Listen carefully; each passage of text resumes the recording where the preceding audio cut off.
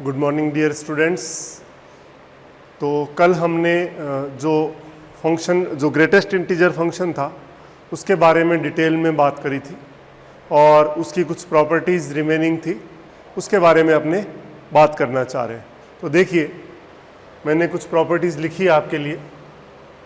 Properties of GIF यानी properties of greatest integer function, महत्तम पूर्णांक फलन के गुणधर्म। पहला है greatest integer x equal to x जब x बिलोंग्स टू i। कैसे? क्योंकि आपको पता है जैसे 2 है तो इसका 2 ही आएगा, -3 है तो -3 आएगा, 0 है 0 ही आएगा। मतलब अगर इंटीजर है तो ग्रेटेस्ट इंटीजर वही होगा। सेकंड है x प्लस i का greatest integer equal to greatest integer of x plus i। मतलब x के साथ अगर कोई इंटीजर प्लस में है तो उसको हम डायरेक्ट बाहर निकाल सकते हैं। किस तरह से? जैसे आपने मान लो लिख दिया 3.7 प्लस 6, तो इसको क्या लिख सकते हो आप? 3.7 और प्लस 6 डायरेक्ट बाहर। और अगर इसको सॉल्व करेंगे अपन तो ये आया 3 प्लस 6 इक्वल टू 9। और LHS भी देख सकते हो आप, 9.7 हो गया तो इक्वल टू 9 ही आ गया, इक्वल टू RHS। तो ये चेकआउट हो गया। इसी तरह जैसे आपने और एग्जांपल लिया, मान लो 2.7 माइनस 8, तो इसको मैं 2.7 और -8 अलग कर सकता हूँ। तो 2 माइनस 8 इक्वल टू -6। और LHS इसका आप देखेंगे तो क्या हो गया? 2.7 इसमें से कम कर दीजिए तो कितना बचा? 5.3 माइनस का, और -5.3 कितना होता है? -6। तो देख सकते हो इक्वल है। तो किसी फंक्शन में प्लस या माइनस इंटीजर आ जाए तो वो डायरेक्ट सेपरेट हो जाता है। ये प्रॉपर्टी थी। थर्ड है, इसका एग्जाम्पल देखिए कि x प्लस वाई का ग्रेटेस्ट इंटीजर ग्रेटर देन और equal to x plus Y.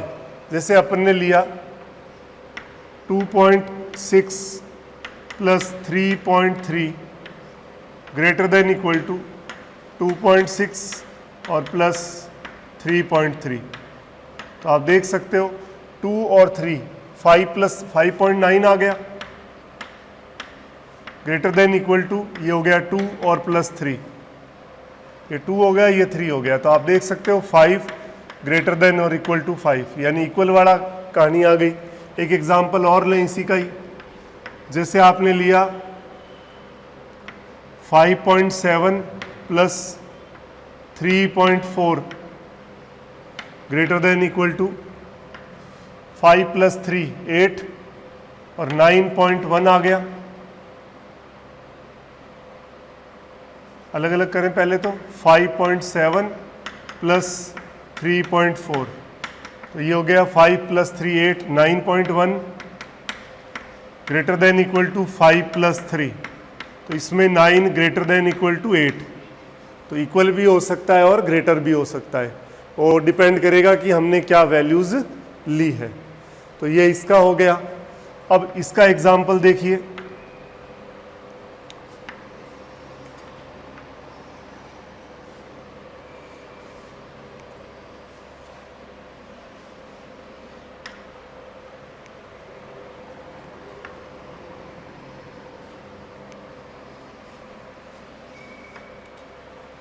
अब बात कर रहे हैं 4 नंबर प्रॉपर्टी की। 4 नंबर प्रॉपर्टी का एग्जांपल क्या कह रहा है? देखिए, fx ग्रेटर देन और इक्वल टू i। तो fx ऑलवेज क्या होगा? ग्रेटर देन और इक्वल टू i। जैसे आपने मान लो fx की यहाँ पे वैल्यू ले ली 7.4, तो ग्रेटर देन इक्वल टू क्या हो गया? 7। भाई 7.4 जो है, 7.4 का 7 आएगा तो greater than equal to i। मतलब अगर यहाँ 7 ले ले तो इक्वल टू 7 आ गया, और 7.4 के बाद में हमने यहाँ 8 ले लिया तो 8 ग्रेटर देन इक्वल टू 7, फिर 9 कुछ भी ले सकते हैं। तो यहाँ पे आपको कहने का मतलब है कि F x greater than equal to i कब होगा, जब एफ एक्स मिनिमम आई या आई से ग्रेटर हो। फॉर एग्जाम्पल जैसे आपने ले लिया कि F x greater than equal to 5। अब एफ एक्स की value greater than equal to 5 कब होगा, जब एफ एक्स की वैल्यू 5 लेंगे तो 5 आ जाएगा, 5.1 लेंगे तो भी 5 आएगा, 5.4, 5.9, फिर 6 ले लो, 7 ले लो, तो मतलब ग्रेटर देन और इक्वल टू क्या हो जाएगा 5। ये समझने की बात है। इसके बाद देखिए इसके अंदर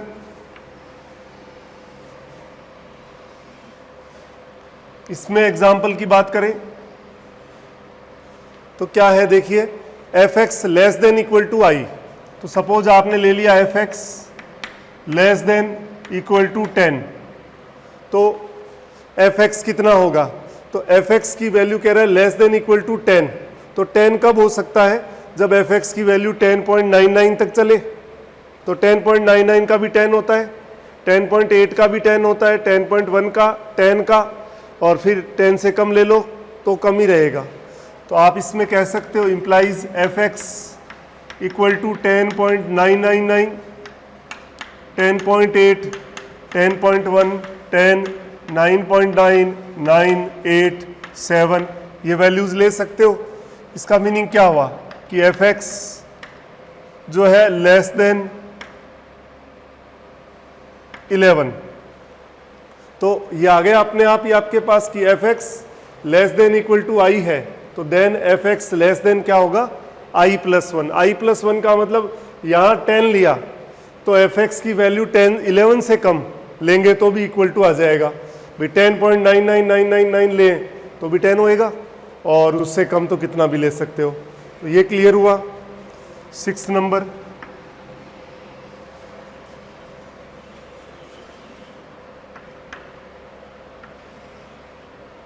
इसके बाद में देखिए आप 5 के बाद में 6th नंबर की बात कर रहे हैं। तो 6 में क्या आएगा,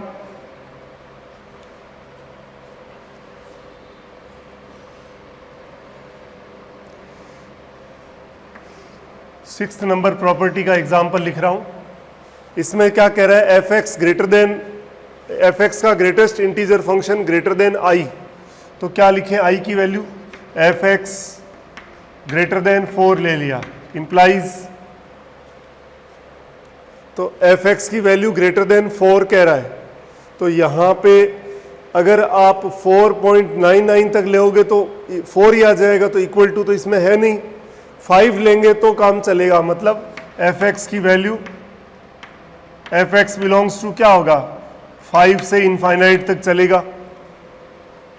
इसका मतलब F x greater than equal to 5, यानी F x greater than equal to I plus 1। और ये जैसे क्या आ गया था, इसका मतलब F x less than I plus 1। Next 7 नंबर में एग्जाम्पल समझ लीजिए।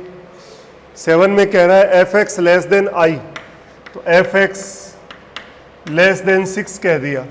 तो 6 से लेस कब होगा, अगर मैं इसके अंदर 5.99 तक लूं तो 5 हो जाएगा, मतलब लेस आएगा। 6 ले लिया तो 6 आ जाएगा, इक्वल टू है नहीं। तो इसका मतलब क्या हो गया, F X belongs to minus infinite से 6, यानी एफ एक्स लेस देन 6, यानी F x less than I. ठीक है, ये क्लियर हो गया। उसके बाद में आपके पास है 8 नंबर। 8 नंबर का एग्जाम्पल समझने के लिए कि माइनस एक्स, माइनस बाहर आ जाएगा अगर इंटीजर है तो, जैसे -5 है तो -5 का -5 ही होता है, तो माइनस बाहर रख सकते हो और 5 लिख सकते हो इसको। और 9 में कह रहा है अगर इंटीजर नहीं है तो -x -1, जैसे आपने -4.6 ले लिया, तो वैसे हम जानते हैं ये वैल्यू कितनी होती है, ये वैल्यू होती है -5 आती है ये। और वैसे फॉर्मूले को अप्लाई करके देखें, -4.6 और -1, तो आप देख सकते हैं 4.6 पॉजिटिव है तो 4.6 का 4 -4 -1 इक्वल टू 5। तो आप देख सकते हो इक्वल आ गया। तो अगर ग्रेटेस्ट इंटीजर फंक्शन इंटीजर में है और नेगेटिव है कि ग्रेटेस्ट इंटीजर के अंदर जो -x, x अगर इंटीजर है तो माइनस बाहर आ जाएगा, minus greatest integer of x। अगर x not equal to integer है तो -x का ग्रेटेस्ट इंटीजर क्या होगा, minus of greatest integer x और -1। इसके बाद ये 9 नंबर हो गया। 9 के बाद आप देखिए 10 नंबर। 10 नंबर में आपके पास है x plus Y equal to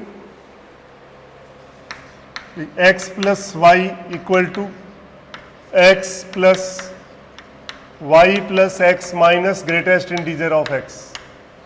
value रख के देख लें।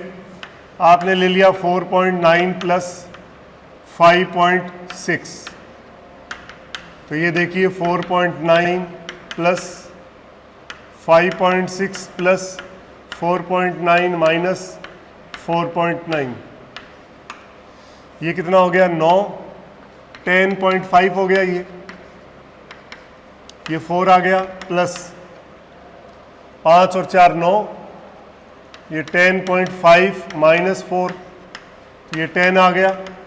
4 प्लस ये कितना हो गया 6.5, तो 4 प्लस 6, तो आप देख सकते हो इक्वल है। तो इस तरह से आप कि x प्लस वाई का greatest integer equal to greatest integer x plus greatest integer में y plus X minus greatest integer of x। और लास्ट लिखा है कि x और x plus 1/n, x plus 2/n, x plus n minus 1 upon n equal to क्या हो जाएगा nx। n belongs to natural number. आप वैल्यू लेके देख सकते हो। n की वैल्यू सपोज आपने 5 ले ली तो क्या आ जाएगा x, फिर x plus 1/5, x plus 2/5, x plus 3/5, x plus 4/5, तो वो कितना हो जाएगा फिर 5x हो जाएगा। भाई नेचुरल नंबर पे डिपेंड करता है। इस पे अभी अपन क्वेश्चन भी करेंगे। तो ये कुल मिला के आपके सामने 10-11 ग्रेटेस्ट इंटीजर फंक्शन की प्रॉपर्टीज हैं। गौर से ध्यान से देखना है। एक बार और रिपीट करता हूँ। ग्रेटेस्ट इंटीजर x होगा जब x इंटीजर, जैसे ये एग्जांपल आपके सामने पड़ा। सेकंड है x प्लस आई का ग्रेटेस्ट इंटीजर, तो इंटीजर सेपरेट हो जाएगा। जैसे 3.7 प्लस 6 है तो 6 बाहर निकल जाएगा, और अगर माइनस में ले लें तो भी वो इंटीजर बाहर आ जाएगा। इसके बाद में x प्लस वाई का greatest integer greater than equal to greatest integer x plus greatest integer y। तो इसमें इक्वल भी हो सकता है, ग्रेटर भी हो सकता है। मैंने 2 एग्जाम्पल लिए, एक में इक्वल आ रहा है, एक में ग्रेटर आ रहा है। इसके बाद में आपने कहा fx का greatest integer greater than equal to i, तो fx greater than equal to क्या होगा i। जैसे आपने यहाँ 5 ले लिया तो fx का greatest integer greater than equal to 5 कह रहा है, तो इसका मतलब क्या हो गया कि fx की वैल्यू कम से कम 5 तो होगी। 5 से अगर कम ले ली तो फिर 4 चला जाएगा जो इस i से कम हो जाएगा, तो fx की वैल्यू क्या हो जाएगी, fx greater than equal to 5 आ जाएगा। It means fx greater than equal to i। अगला आपने कहा कि fx less than equal to i, तो fx less than i plus 1। i का मान यहाँ 5 ले लिया सपोज आपने, तो fx less than equal to या 10 ले लिया, fx less than equal to 10। तो ग्रेटेस्ट इंटीजर का मान 10 या 10 से कम है, तो fx तो 10.99 तक जा सकता है क्योंकि उसका 10 होता है, तो ये fx less than i plus 1 आ गया। फिर fx ग्रेटर देन i, तो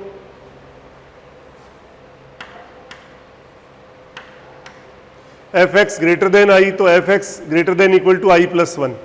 जैसे fx आपने ले लिया, इसका greatest integer greater than, suppose आपने इसमें ले लिया 4, तो fx का ग्रेटेस्ट इंटीजर जो है आपने कहा ग्रेटर देन 4,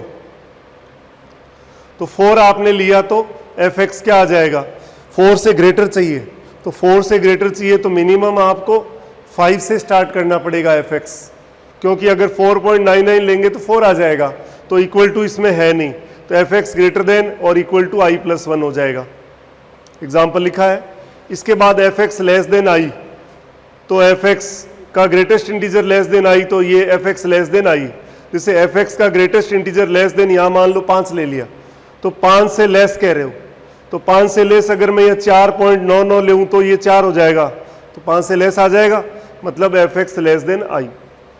फिर माइनस एक्स का ग्रेटेस्ट इंटीजर, माइनस बाहर आ जाएगा यदि एक्स इंटीजर हो तो, और अगर इंटीजर नहीं है तो माइनस बाहर आ गया लेकिन साथ में -1 होगा, एग्जाम्पल आपके सामने है। फिर x प्लस वाई का greatest integer, x plus greatest integer में y plus x minus greatest integer of x, और लास्ट है x का greatest integer plus x plus 1/n, x plus 2/n, x plus n-1 upon n terms है, तो ये क्या हो जाएगा, ग्रेटेस्ट इंटीजर ऑफ nx। तो ये आपके सामने टोटल 10-11 प्रॉपर्टीज थी ग्रेटेस्ट इंटीजर की। अब इसके बाद इससे रिलेटेड अपन 2-4 क्वेश्चन करते हैं, फिर हम आगे बढ़ेंगे इसमें। देखिए पहला एग्जांपल है 3/4 प्लस 1/100, 3/4 प्लस 2/100, 3/4 प्लस 99/100। इसकी वैल्यू पूछी आपसे, तो चाहें तो आप फॉर्मूला लगा सकते हैं। अभी जो लिखा था आपने, क्या लिखा था, x, फिर x plus 1/n, x plus 2/n और x plus n-1 upon n, तो ये आपने लिखा था nx। तो x की जगह 3/4 है, 1/n यानी 1/100, तो n की वैल्यू 100 है। तो अगर डायरेक्ट फॉर्मूला लगाएं तो हमारे पास क्या आ जाएगा, देखिए यहाँ पे x की वैल्यू 3/4 है और n की वैल्यू 100 है, तो फॉर्मूले में वैल्यू आ जाएगी, आपने कहा nx, n का मतलब 3/4 इंटू 100, तो ये इससे कट के आपके पास रिजल्ट आ गया 75, डायरेक्ट करना चाहें तो। अब आपको नहीं जी डायरेक्ट नहीं करना है, ऐसे ही normal formula by chance learn नहीं हो तो भी कर सकते हैं। देखिए ये 3/4 है, फिर आपने लिखा 3/4 प्लस 1/100, 3/4 प्लस 2/100, 3/4 प्लस 25/100, 24/100 पहले, 3/4 प्लस 25/100 और उसके बाद में 3/4 प्लस 26/100 और लास्ट में 3/4 प्लस 99 अपॉन 100। तो देखिए यहाँ से लेके यहाँ तक ये क्या है, 0.75, और ये क्या हो गया, 0. अगर मैं 25 से ऊपर नीचे मल्टीप्लाई कर दूं तो 100 एलसीएम हो गया, ये हो गया 76, ये हो गया 0.77, और इसमें भी आपने 25 से अगर मल्टीप्लाई कर दी तो ये 75 99 आ जाएगा, 0.99। फिर ये जो है ये हो जाएगा 1.00, फिर 1.01, और लास्ट में आपने इसमें 25 से मल्टीप्लाई कर दी, एलसीएम सेम हो गया, 75 प्लस 99 1.74 आ गया। तो आप देख सकते हैं कि जब 1 से कम है ये सारा तो क्या हो जाएगा, 0 हो गया, प्लस ये 1 हो गया, प्लस ये 1 हो गया, प्लस 1, कितनी टर्म्स, 1 से 74 ये और एक ये, तो 75 टर्म्स हो गई, दैट इज 75 इसका आंसर हो गया।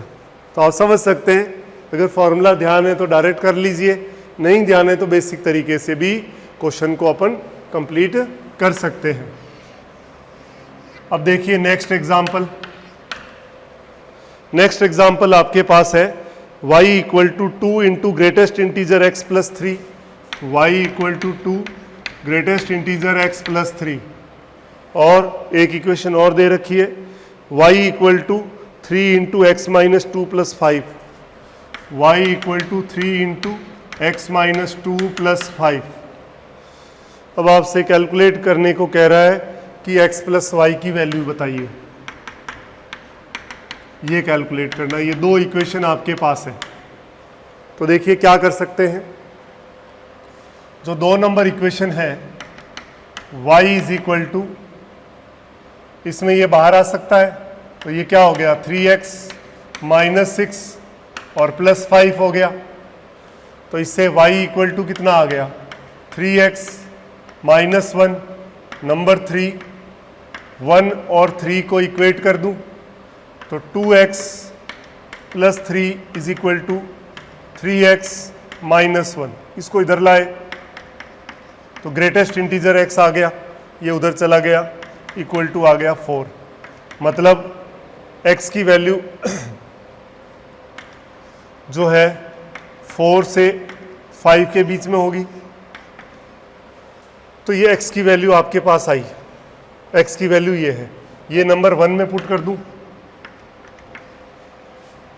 यहां से मैं x को 4 प्लस f भी लिख सकता हूं। f का मतलब है फ्रैक्शनल पार्ट। फ्रैक्शनल पार्ट का मतलब होता है, फ्रैक्शनल पार्ट जो होता है वो 0 से लेकर के 1 के बीच में होता है। जैसे जैसे ये 4.99 हो तो f कितना हो जाएगा 0.99। अगर x की वैल्यू 4.6 है तो f की वैल्यू 0.6 हो जाएगी।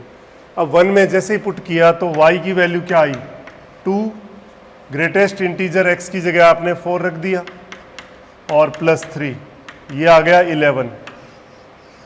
x और y दोनों की वैल्यू आ गई।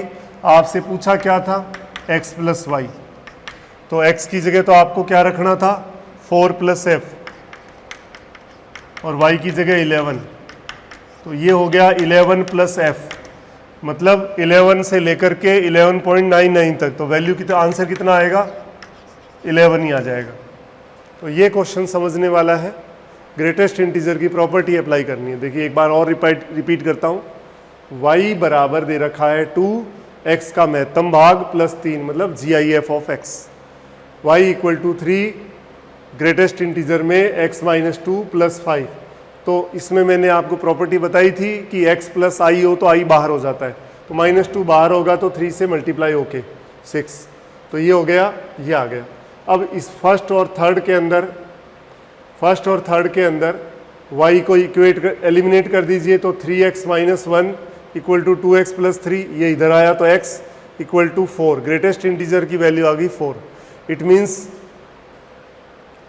क्या हो गया आपके सामने, ये जैसे ही लिखा आपने तो x की वैल्यू 4 से 5 के बीच में हो सकती है, मतलब x हो जाएगा 4 प्लस f।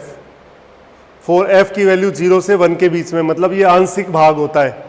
जैसे 3.7 लिख दिया तो जो इंटीजर के बाद वाला जो डेसिमल में वैल्यू होती है वो आंशिक भाग या फ्रैक्शनल पार्ट होता है, तो ये लिख सकते हैं। तो ये 4 प्लस f लिख दिया, तो y चाहिए था, पहले इसमें पुट किया, x की ग्रेटेस्ट इंटीजर 4 रखा तो 11 आ गया, ये इसमें पुट करके इसका रिजल्ट हमने कैलकुलेट कर दिया।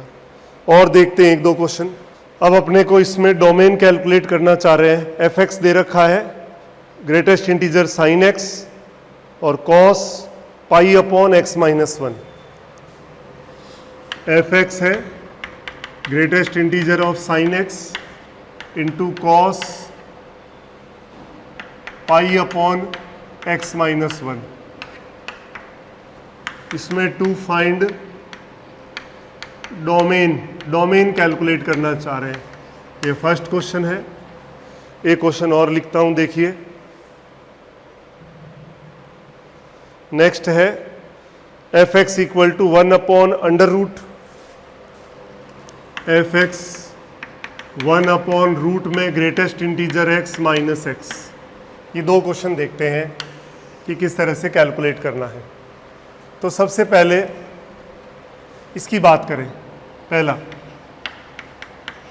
आपने कहा कि fx इज डिफाइंड। ये डिफाइंड कब होगा, आप ये कह सकते हो कि sine X is defined for all X belongs to R. एक्स की वैल्यू कुछ भी रख दो तो साइन एक्स की वैल्यू जो इंटीजर है, क्या वैल्यू आएगी इसकी, 0, 1 और -1, इसकी रेंज आ जाएगी। और एक्स कुछ भी पुट कर दें तो, but cos pi upon greatest integer x -1 is undefined. ये अनडिफाइंड कब होगा, when x -1 equal to 0। x -1 की वैल्यू यानी ये अगर 0 हो गया तो cos इनफाइनाइट की वैल्यू -1 से 1 के बीच में होती है, पर एग्जैक्ट हम नहीं बता सकते कि क्या होगी। तो ये आया। तो आपने इसमें कहा 0 कब होगा, कोई भी ग्रेटेस्ट इंटीजर x -1 0 से बड़ा और लेस देन 1, और 1 दोनों तरफ ऐड कर दिया तो 1 less than equal to x less than 2। तो इस पे अनडिफाइंड है। तो डिफाइंड कहाँ होगा, implies cos pi upon greatest integer x -1 is defined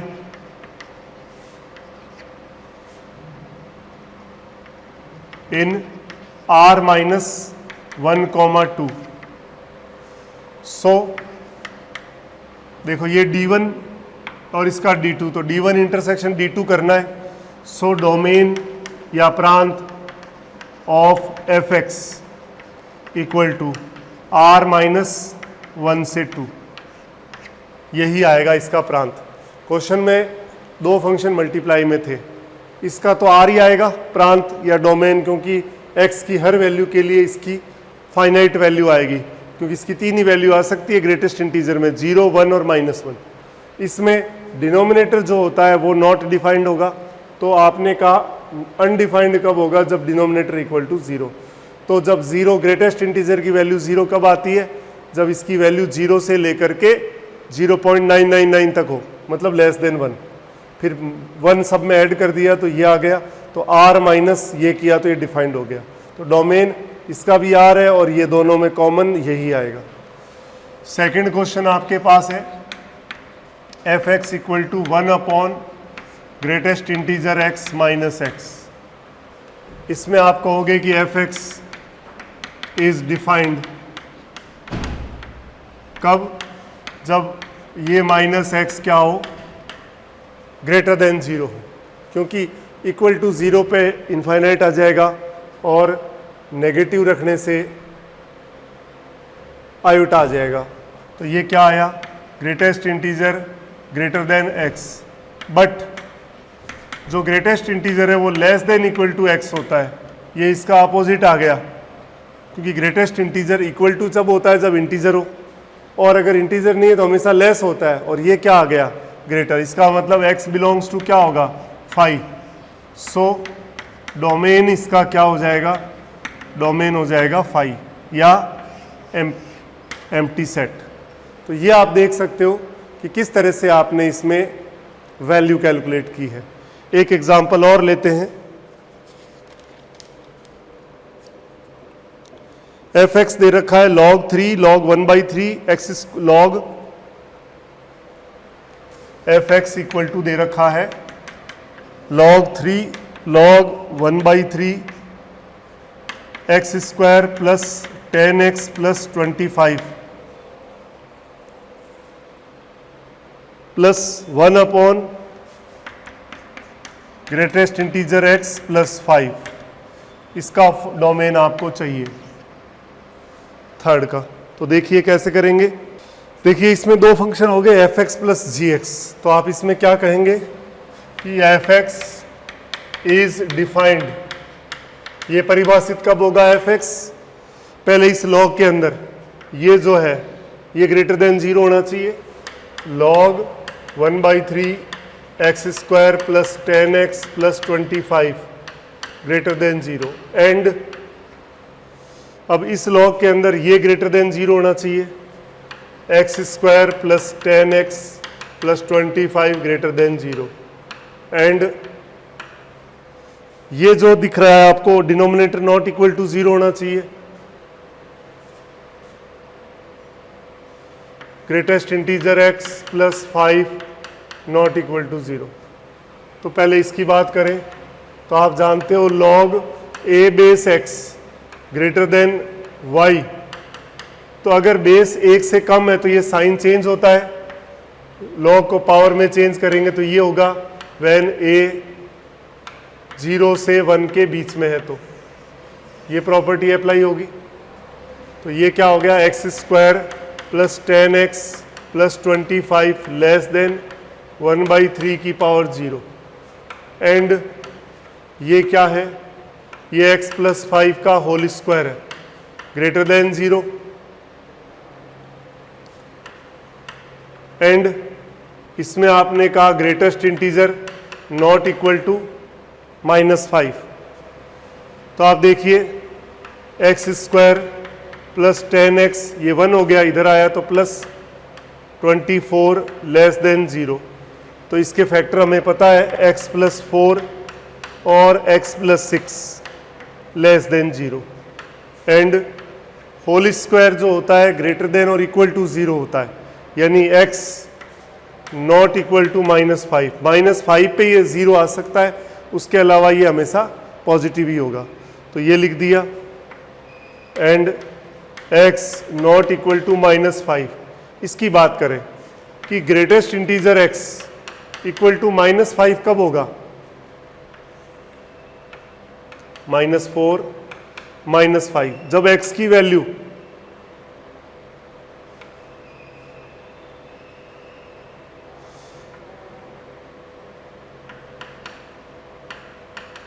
-4 से -5 के बीच में, -4 से थोड़ा भी कम होते ही सीधा -5 हो जाएगा, यानी इस इंटरवल के पे ही ये वैल्यू आएगी। तो नॉट इक्वल टू है मतलब ये नहीं आना चाहिए। तो आप लिख सकते हो एंड r -5 से -4 एंड r माइनस, या आप लिख सकते हो माइनस इनफाइनाइट से -5 यूनियन -4 से इनफाइनाइट। इसको सॉल्व किया तो -4 से -6 से -4, क्योंकि जब लेस देन होता है तो दोनों के बीच की वैल्यू लेते हैं। And x not equal to -5 and minus infinite से -5 यूनियन -4 से इनफाइनाइट। अब देखिए इन तीनों के अंदर कॉमन इंटरवल आपको चाहिए, तो कॉमन इंटरवल देखिए किस तरह से कैलकुलेट करें हम, माइनस इनफाइनाइट से प्लस इनफाइनाइट। तो पहला है ये -5 और -4, तो -5 तो ले सकते हो ये, और -4 से